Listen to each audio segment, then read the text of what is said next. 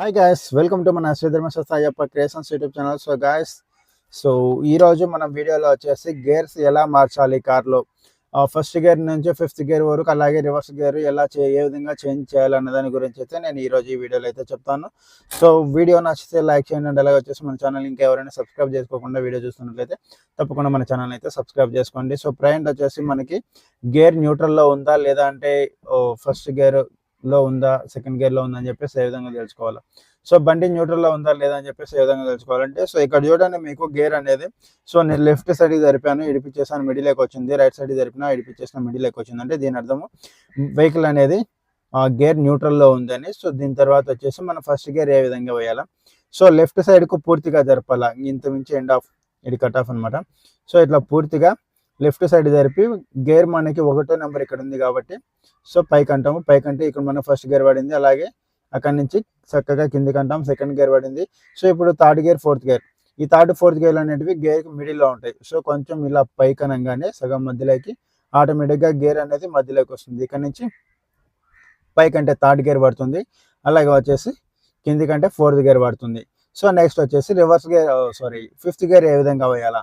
So as టీజ్గా middle కానీ ఇట్లా side జరిపి మొత్తం ఇట్లా పైకి అనాలా. పైకి అంటే మనకి ఇక్కడ ఫిఫ్త్ గేర్ పడుతుంది, అండ్ అలాగే వచ్చేసి రివర్స్ గేర్ అంటే సో మళ్ళీ వచ్చేసి మనం మిడిల్లోకి వచ్చి ఇక్కడ నుంచి రివర్స్ గేర్ వేయాలి. రివర్స్ గేర్ వేస్తే మనకి ఇక్కడ రివర్స్ గేర్ అనేది ఆటోమేటిక్గా ఆన్ అయిపోతుంది అనమాట. సో ఇప్పుడు వచ్చేసి మనం మళ్ళీ న్యూట్రల్లోకి వస్తాం. ఇక్కడ వచ్చేసి మెయిన్ పాయింట్ గుర్తుపెట్టుకోండి, ఎప్పుడైనా సరే మీరు క్లచ్ తొక్కి మాత్రమే మీరు గేర్ అయితే మార్చాలి, క్లచ్ తొక్కకుండా గేర్ అయితే మార్చకూడదు, ఓకేనా.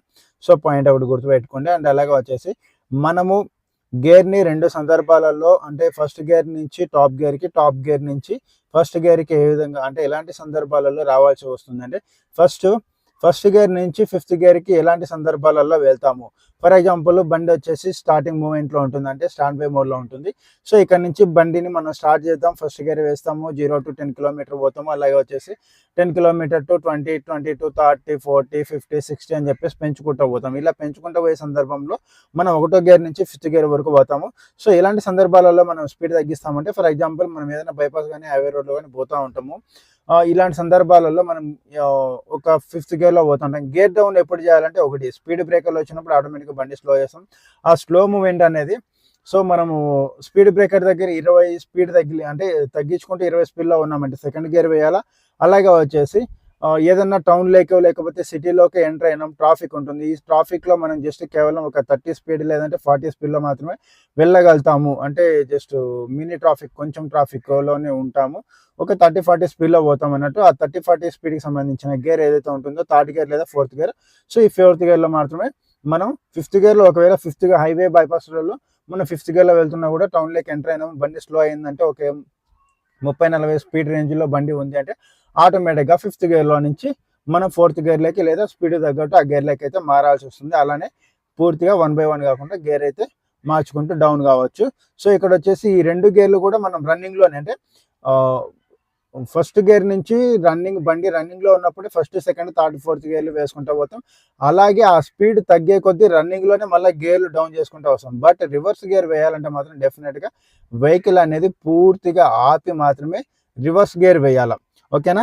సో రివర్స్ గేర్ వేయాలంటే వెహికల్ ఎక్కడైనా ఉంటుంది, సో ఒక 10-20 స్పీడ్లో ఉన్నా కూడా బండిని పూర్తిగా ఆపేసి దాన్ని మనం రివర్స్ గేర్ వేసుకొని తర్వాతనే వెనక్కి రావాలి.